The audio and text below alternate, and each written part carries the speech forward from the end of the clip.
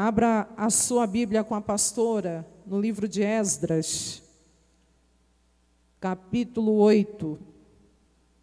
Esdras, capítulo 8. Quem achou, diga glória a Deus. Vamos lá, verso 21.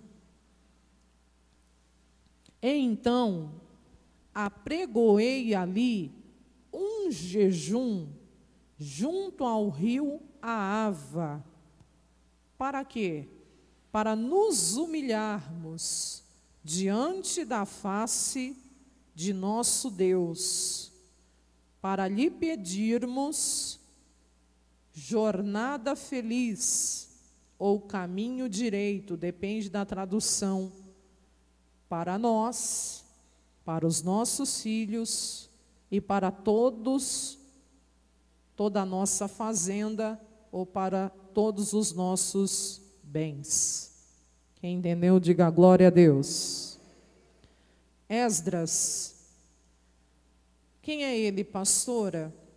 O Esdras, ele era um sacerdote, porque ele é um dos descendentes da tribo de Levi. Ele faz parte dos da casa de Araão, dos da casa de Araão. Então ele vem dessa tribo, lembra que são 12 tribos? Ele é da tribo de Levi, daquela tribo que não teve herança material, mas que a herança deles foi o próprio Deus. Eles eram separados para o ministério, separados para o sacerdócio. Só que o Esdras, além dele ser um sacerdote, ele foi um escriba, que é uma pessoa preparada no sentido de entender toda a lei de Deus. Ele era um escriba, estudado na lei de Deus. O Esdras, ele nasceu no cativeiro. Ele não nasceu em Jerusalém. Ele nasceu no cativeiro. Lembra quando o povo foi levado para a Babilônia no cativeiro? Lembra disso ou não? Quem lembra dessa parte, né? Na história do povo de Deus. E ele nasceu no cativeiro. No cativeiro. E Deus o levantou para ser até mesmo um daqueles. Primeiro foi Zorobabel, que trouxe a primeira turma de volta do cativeiro, depois que o rei autorizou até mesmo a volta do povo de Deus para Jerusalém. E Esdras trouxe a segunda turma, anos depois. Ele que trouxe a segunda turma de volta. E o Esdras tem uma particularidade aqui, que ele tinha um relacionamento muito bom com o rei da época, que era o rei da Pérsia, o rei Atarxerxes. Olha que bênção, Deus colocar pessoas que estão ali até mesmo, em eminência, e ter pessoas de Deus que sabem ali até mesmo, se relacionarem com essas pessoas. Então ele tinha um relacionamento muito bom com esse rei, ao ponto dele até mesmo, desse rei, abençoar, não só a volta do Esdras com esse povo que voltaria com ele, grande parte ali tinha sacerdotes, tinha levitas também que estavam voltando com Esdras, mas abençoá-lo ali para que ele pudesse ter até mesmo essa boa viagem. Só que o Esdras, ele falou para esse rei que a mão de Deus seria com eles em todo esse trajeto de volta, porque não seria uma viagem fácil. Porque no trajeto teriam ali os inimigos, teriam ali os saqueadores, teriam ali as dificuldades. Eles poderiam sofrer, pastor, esses ataques? Com certeza, com certeza. Não tenha dúvida disso. Então, assim, quando Esdras diz para o Artaxerxes que a mão de Deus ia ser com eles em todo esse trajeto, o Esdras está demonstrando ali ser uma pessoa de grande fé, de grande ousadia espiritual. Não interprete isso como um orgulho, não, de forma nenhuma. Esdras era um homem de Deus. Mas é que ele se envergonhou, ele ficou com vergonha. Ele ficou com vergonha de voltar lá diante do rei para pedir que o rei desse a eles uma guarda de soldados para que pudesse escoltá-los até Jerusalém. E se ele pedisse isso, pastor, ele teria? Com certeza. Mas ele já tinha empenhado a palavra que a mão de Deus seria o quê? Sobre eles. Quem está entendendo? Você precisa da mão de Deus esse ano de 2025? Ah, como eu preciso também. Que o Senhor coloque no nosso caminho todas as pessoas que forem enviadas da parte dEle. Mas antes de qualquer pessoa na terra, eu preciso é dEle, eu preciso de Deus, eu preciso é da mão dEle sobre mim também. Quem reconhece isso? Então diga, eu preciso da mão do nosso Deus sobre a minha vida neste ano de 2025. Amém? Você precisa da mão de Deus na sua casa? Você precisa da mão de Deus na sua família? Você precisa da mão de Deus na sua saúde? Você precisa da mão de Deus no seu trabalho? Sim ou não? É tudo que precisamos. E vamos voltar ao verso 21. Como que ele fez então, pastora? Vamos ver aqui. Eu apregoei ali um jejum, junto ao rio Ahava. Você sabia que jejum é uma arma espiritual? Ô pastora, o jejum, a gente sabe que na nova aliança, quando Jesus ali até mesmo, respondendo àquela pergunta dos discípulos de João, ele disse, porque os discípulos de João perguntaram, a gente tem que jejuar e os teus discípulos não jejuam? E Jesus falou, porque enquanto o noivo, o esposo, o noivo está presente, não há necessidade. Mas quando ele for tirado, então jejuarão. Quando a gente está nessa comunhão gostosa com Deus, sentindo sempre a presença dEle, essa liberdade no Espírito, a gente sabe que não tem tanto a necessidade de jejuar. Mas quando você começa a ter dificuldade para as coisas espirituais, dificuldade para ler a sua Bíblia, quando você pensa em ler a Bíblia, sempre tem alguma coisa impedindo, sempre tem alguma coisa que te distrai, ou você começa a ler e não está com sono, mas começa a dar sono. E aquela luta para orar, com aquela liberdade espiritual, sempre aqueles empecilhos para estar na igreja. Então, acorda, você está precisando fazer jejum. Porque quando o noivo é tirado, então jejuarão. Foi Jesus que falou. Se você olhar na Bíblia Sagrada, o povo de Deus, toda vez que estava enfrentando calamidade, crises, eles jejuavam também. Não, pastora, sim, Jeosafá. Quem lembra de Jeosafá? 2 Crônicas, capítulo 20. Hoje eu não tenho Mas o que diz lá?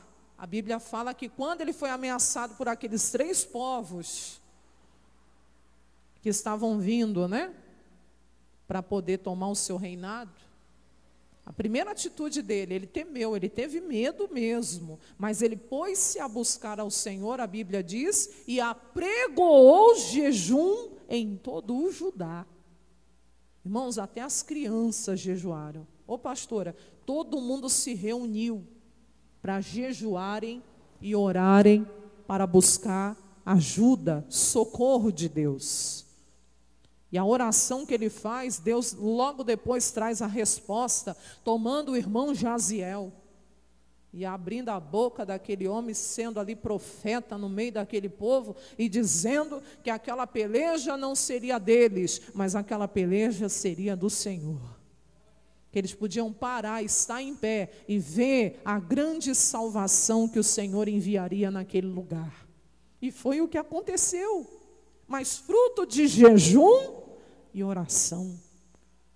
O próprio Senhor Jesus, em Marcos capítulo 9, no verso 29, ele diz, quando os discípulos também estão questionando ele, dizendo: Senhor, por que que nós não conseguimos expulsar aquele demônio daquele rapaz lunático, que a Bíblia chama ele de jovem lunático, que o demônio jogava ele na água, jogava ele no fogo, queria destruí-lo a qualquer custo. E aí Jesus disse: porque essa casta de demônios só sai com oração e com jejum. E Jesus foi bem claro que o jejum ali também era necessário. Então você precisa identificar qual é a minha batalha hoje. Espiritualmente, eu estou como a pastora aí disse, eu estou naquela palavra que sentindo que o esposo foi tirado, estou meio frio para as coisas espirituais, então vou jejuar por isso. Não, o meu caso não é esse, eu estou em comunhão, mas eu estou enfrentando crise, eu estou em guerra, e eu não estou conseguindo vencer só na oração, então, peraí, eu tenho que acordar também para jejuar. Pastora, como eu posso fazer o jejum? Eu expliquei nas semanas atrás que nós fizemos aqueles 3 dias de jejum. Até a pessoa que às vezes, por força maior, está fazendo um tratamento médico, mas nem que seja 1 hora, ela pode consagrar. Não, pastor, 1 hora de jejum? Não, para quem não faz nada de jejum, 1 hora já é alguma coisa. E dali a pouco você vai vendo, você está fazendo 2. E aí, vencendo essa luta na saúde, dali a pouco você vai poder fazer o jejum. Tirar uma refeição, ficar até o meio-dia. Existe o jejum total, quando você se abstém de tudo, não come e não bebe. E existe o jejum parcial, que você bebe água, mas você se abstém da comida. E o importante é você ter um propósito com Deus. Pelo menos uma vez na semana. Quem está entendendo, diga amém. Ou por um propósito também que você está fazendo.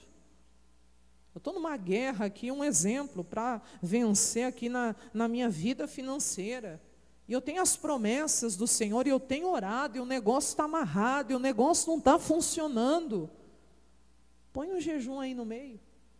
Porque Jesus falou, não é a pastora, né? Homem nenhum, Marcos 9, 29. Tem casta, que é só a base da oração, mas do jejum também. Quem entende o que eu estou falando, diga amém. Amém? Não estou ouvindo amém aqui não, amém? Ô, glória. Está acordado, né? Em nome de Jesus. Em nome de Jesus. Traz uma aguinha ali. Mas ele fez então jejum, que ele tinha um grande desafio pela frente. Qual? Pegar todo esse povo, essa turma do povo de Deus e levá-los até Jerusalém. Amém? Qual era o alvo de Esdras? Pegar o povo, tirar do cativeiro, tirar agora lá do império, né? Da Pérsia, que a antiga Babilônia se tornou o império da Pérsia, e levá-los de volta em segurança a Jerusalém. Uma viagem de quanto tempo? 800 quilômetros. Dá daqui aonde, mais ou menos? Mais ou menos 800 quilômetros. Dá daqui aonde? Daqui a Palmas? Não. 800 quilômetros. Daqui, quem é do Tocantins? Cadê? Não tem não? Dá isso mais ou menos? São Paulo dá 800? Dá 1000, né? Dá 1000? Para BH. BH dá 800. Como daqui a BH. Isso de avião é rápido. De ônibus 10 horas. É, isso mesmo, para São Paulo, 12 horas. Mais ou menos isso mesmo. Agora, imagina a pé. 5 meses. Não, pastora, pode pegar os estudos que você vai ver.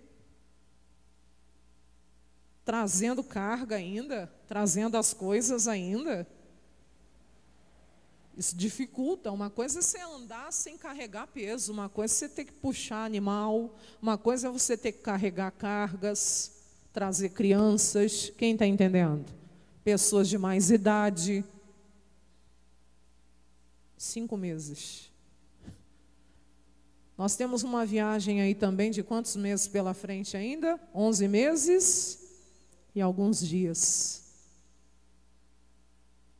E nosso alvo é chegar em dezembro, primeiro servindo ao Senhor, mas eu tenho certeza que nessa viagem, nesse trajeto, nesse percurso, você tem muitos alvos, propósitos da parte de Deus para atingir, sim ou não? Claro que tem. Então, como Deus está te orientando, primeira coisa, jejum. Segunda coisa aí, para nos humilharmos diante da face de nosso Deus. Além de jejuar, eles se humilharam perante a face do nosso Deus.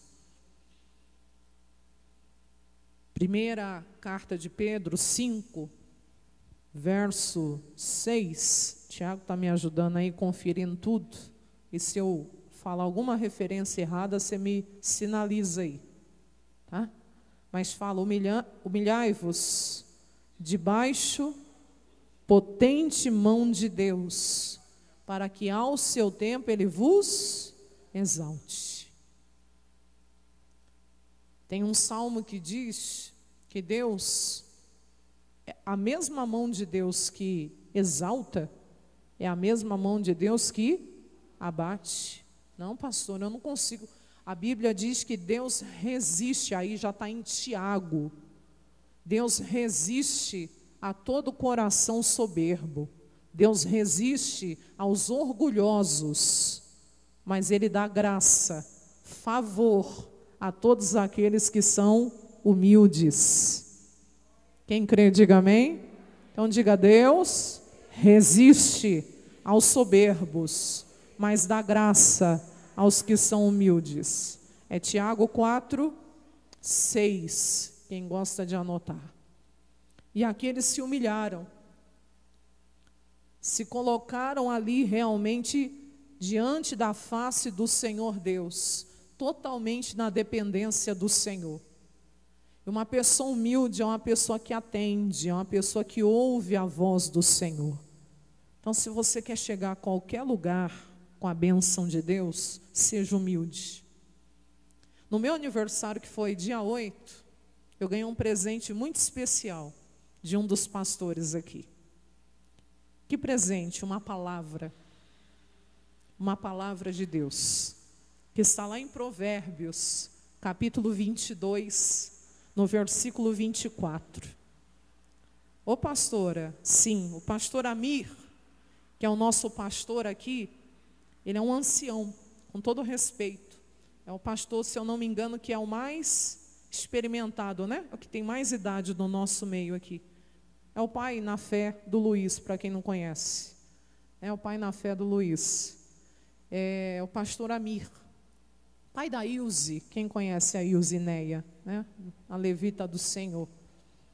E Provérbios 22, 24, está escrito que a recompensa da humildade e do temor do Senhor, não é isso?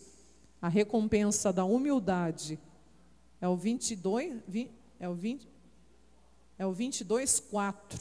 Mas fala assim, que quando uma pessoa é humilde e ela é temente a Deus, qual que é a recompensa de uma pessoa ser humilde e de uma pessoa ter temor de Deus no coração?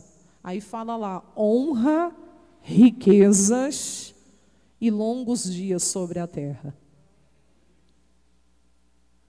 Então, quando ele me deu essa palavra, eu tomei posse. Eu falei, amém. É o melhor presente que a gente pode receber. O melhor presente não são coisas, né? O melhor presente é aquilo que é eterno. Então, isso não vai sair mais do meu coração. Então, se eu quero realmente a recompensa da humildade, do temor a Deus, eu tenho que ser humilde e eu tenho que ser temente a Deus. Não é isso que está escrito? Lê o versículo na íntegra aí. Presta aí o seu celular aí, para eu poder ler aqui. Isso. Ó, o galardão ou a recompensa da humildade e do temor do Senhor são riquezas, honra e vida. Quem quer essas recompensas aqui na sua vida? Você quer? Sim ou não? Você quer ser honrado? Ou você quer ser desprezado, humilhado? Quem quer ser honrado por Deus? Quem quer riquezas? Não só no sentido financeiro. Quem quer ser rico de saúde? Rico também de ter condições financeiras aqui para abençoar a obra de Deus, a sua família. Quem está entendendo aqui? Amém? E quem quer viver longos dias sobre a terra? Quem quer vida? Quero cumprir os meus dias sobre essa terra. Então guarda a humildade e o temor do Senhor no teu coração. Deu para entender isso? Vamos lá para finalizar? O que mais, pastora? Ele disse, para lhe pedirmos jornada feliz. Quem quer uma jornada feliz em 2025? Oh Deus, não só em 2025, mas neste lugar. Nós queremos uma jornada feliz também. Sim ou não? Então diga, Senhor Deus, eu estou aqui hoje também, me humilhando diante da tua face, para lhe pedir jornada feliz. Amém? Ele pediu para 3 coisas aqui, para nós, para você. A primeira bênção hoje é para você. Amém? A segunda bênção para os nossos filhos, que é a nossa família, que é domingo que vem, e para os nossos bens, que vai cair na consagração dos dizimistas de fevereiro. Olha que bênção, que tem tudo a ver, né? Sim ou não? Domingo da consagração dos dizimistas tem tudo a ver com os bens. Então são 3 domingos de jornada feliz, começando hoje. Em nome de Jesus. Finaliza o próximo versículo. Porque eu me envergonhei de pedir ao rei exército e cavaleiros para nos defenderem do inimigo no caminho. Lembra que eu te falei que no caminho tinha os inimigos? Ele ficou com vergonha. Por quê? Porque eu já tinha dito, porquanto tínhamos falado ao rei, dizendo que a mão do nosso Deus é sobre todos os que o buscam. Aqui você já entende. Você quer a mão de Deus sobre a tua vida? Então busca. Ficar em casa no dia de vir para a igreja, você está deixando de buscar. Ficar na televisão na hora de orar, você está deixando de buscar. E depois você não reclama que a mão de Deus não é sobre a tua vida. Faz tua parte, que Deus faz a dele na tua vida. É a verdade, eu não estou lendo errado. Aqui ele está dizendo que a mão de Deus é sobre todos os que o buscam. Isso quer dizer que se eu não buscá-lo, a mão dele não vai ser sobre a minha vida, sobre a minha família, sobre aquilo que é meu. Sim ou não? E agora, mas a sua força e a sua ira sobre todos os que o... Isso é cuidado de Deus, viu? Que isso, pastora? É que se Deus não permitir algumas coisas, tem pessoas que não despertam, não acordam. Eu não estou dizendo que Deus coloque o mal, jamais. Mas existe a vontade permissiva do Senhor. E uma pessoa que vira as costas para Deus, ela está fazendo a pior escolha da sua vida. Por quê? Porque a Bíblia diz que a força dele e a ira dele é sobre todos os que o deixam. A pessoa é entregue à vontade permissiva. Então acorde, desperte para buscar o Senhor nesse ano. E encerra aí. Nós, pois, jejuamos e oramos, pedimos isso ao nosso Deus. Aleluia! E Ele moveu-se pelas nossas orações. Você crê que Deus se moverá na sua vida?